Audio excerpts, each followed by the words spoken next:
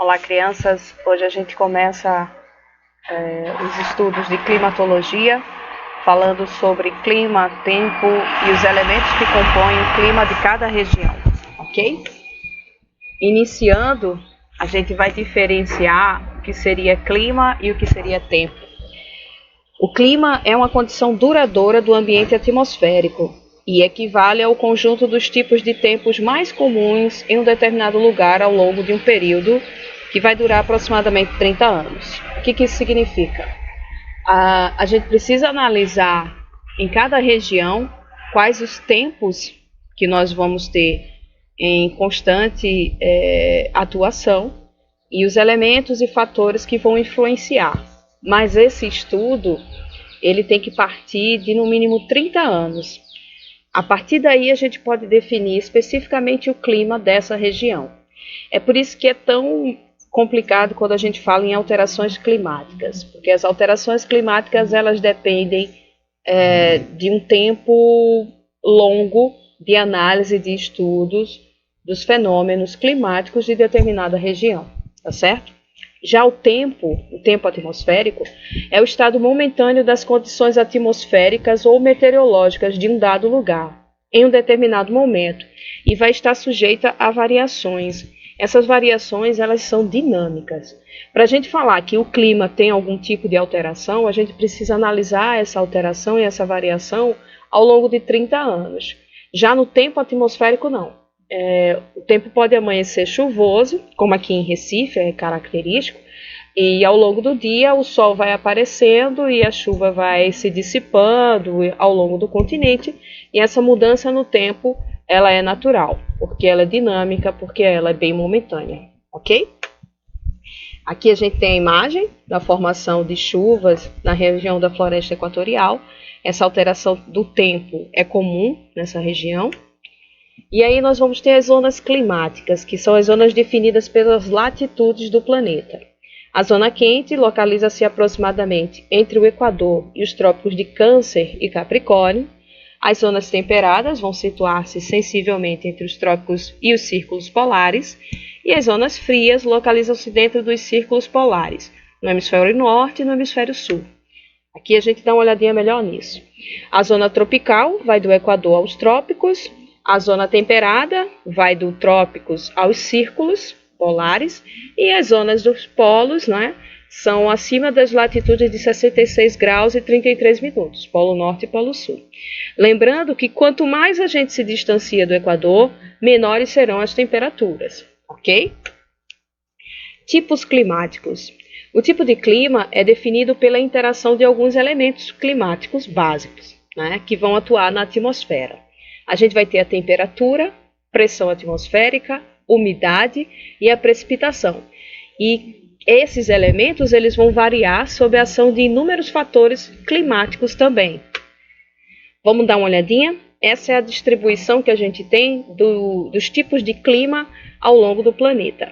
Percebam que os climas quentes vão localizar-se entre o Equador e os trópicos, nessa faixa que varia entre um roxo e um amarelo.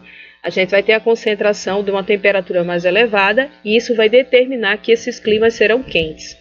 Acima dos trópicos, a gente já vai ver esfriar um pouco a temperatura, né? Baixar um pouco a temperatura, e isso vai ser um fator que vai, um elemento que vai influenciar bastante o tipo de clima que a gente vai ter, ok?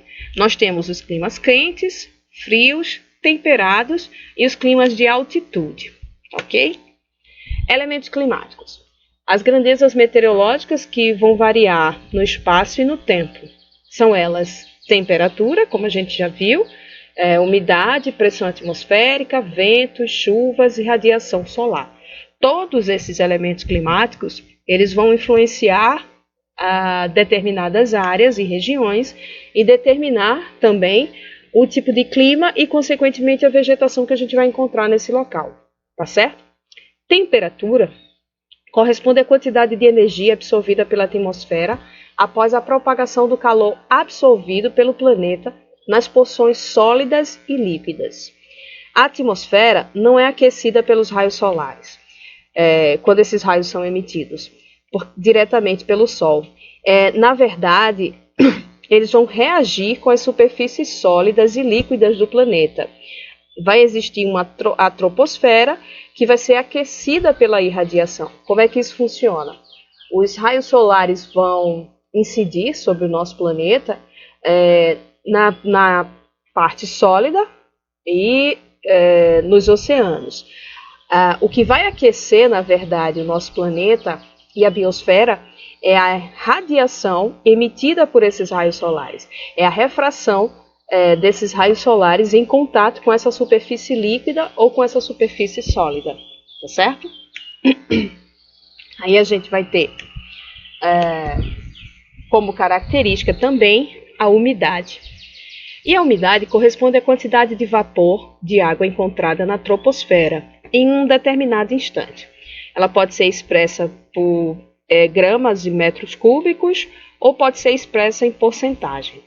A umidade relativa, chegando ao ponto de saturação, né, ela vai de 4% de vapor de água na atmosfera. Certamente, nesse caso, quando a umidade atinge os 4%, a gente vai ter a formação de precipitação, né, ou chuva, como vocês queiram chamar. Além da umidade, a gente vai ter um outro fator importante, que é a pressão atmosférica. É a pressão exercida pela atmosfera num determinado ponto. É o peso do ar sobre a superfície. Essa pressão é o peso que o ar vai exercer sobre a superfície. A variação da pressão atmosférica é causada pela altitude e pela temperatura. Veja aí, dois elementos fundamentais atuando na formação da pressão atmosférica. É uma força provocada pelo peso do ar e pode variar de acordo com a altitude e a temperatura que a gente vai encontrar no planeta, ok? Pressão atmosférica e temperatura. Quando faz calor, o ar se expande e, em consequência, ele vai pesar menos. Perceba isso nas regiões térmicas, consideradas as regiões climáticas do planeta, aquela região tropical, por exemplo, que fica entre o Equador e os trópicos. Altas temperaturas provocam a diminuição da pressão atmosférica. Quando faz frio, o ar comprime, tornando-se mais denso, então mais pesado, não é? Baixas temperaturas, o ar pesa mais, causando aumento da pressão atmosférica. Então, a gente tem como resumir que altas temperaturas vão ter baixa pressão atmosférica e baixas temperaturas vão ter alta pressão atmosférica. É uma relação inversamente proporcional. Então, quanto mais a gente se afasta da latitude do Equador, a gente vai ter um aumento da pressão atmosférica, tá certo? Devido às diferenças de pressão, o ar está quase sempre em movimento, deslocando-se das zonas de alta pressão, as zonas frias, para as zonas de baixa pressão, as zonas quentes. O ar frio, ele desce, porque ele é um ar mais pesado, e o ar quente sobe por ser mais leve, ok? Alta pressão, geralmente o tempo é bom, né? É um tempo de sol, né? E baixa pressão é onde a gente vai ter o tempo chuvoso, tá certo? Vento ou movimento do ar origina-se de diferentes formas. A principal delas é a diferença de pressão atmosférica, né? Áreas onde a pressão é menor atraem o ar de áreas onde ela é maior. Ou seja, as áreas onde a pressão atmosférica é menor vai atrair aquelas áreas de alta pressão, impulsionando a circulação do vento, impulsionando aquela circulação atmosférica que a gente vê atuar nas zonas climáticas. A direção dos ventos é determinada também pelo movimento de rotação da Terra. Ao se deslocar de oeste para leste, lembrem-se, a gente viu isso em cartografia, especificamente em cosmologia, o planeta vai provocar um desvio nas correntes de ar. O conjunto dos ventos planetários vai ser denominado de circulação geral da atmosfera, tá certo? Isso influenciado diretamente pelo movimento de rotação, que é o movimento que a Terra faz em torno do seu próprio eixo. Aqui a gente vai ter uma imagem clara dessa circulação atmosférica. Lá no Polo Norte e o Polo Sul, a gente começa a ver as áreas de altas pressões, não é? E aí nós vamos ter alternância, altas pressões, baixas pressões, altas pressões. Isso vai ser medido de acordo com a temperatura dessas regiões, tá bom? Precipitação. Define-se por precipitação a água proveniente do vapor de água da atmosfera depositada na superfície terrestre de qualquer forma. E a precipitação ela não refere-se apenas à chuva. Pode ser granizo, orvalho, neblina, neve ou geada. Aqui na região nordestina, obviamente, precipitação para a gente significa chuva, né? Mas se você for um pouco mais para as médias e altas latitudes, especialmente no continente sul-americano, a gente já vai ter a formação, sim, de granizo, de orvalho, né? Inclusive até de neve. Aqui a gente tem uns tipos de chuvas. Chuvas convectas, frontais e orográficas. Eu chamo a atenção para quem for fazer o seriado, que a UPE gosta bastante de dois tipos específicos de chuvas, que são as chuvas frontais, aqui ó, onde o ar frio, tá vendo? Passa e vai chocar-se diretamente com o ar quente. E as chuvas orográficas. As orográficas, elas têm a característica de receber a barreira do relevo, tá certo? Por esse o nome é chuva orográfica. Ela vai seguir o percurso do relevo e geralmente ela vai precipitar no topo desse relevo, tá bom? Elementos do clima, por fim, a gente vai ter a radiação solar. Quanto maior a latitude, vai ser menor a incidência solar e, por conseguinte, menor a temperatura. O que quer dizer isso? O Equador é considerado a latitude zero. Então, as temperaturas serão altas no Equador porque o Sol vai incidir quase que diretamente nessa região.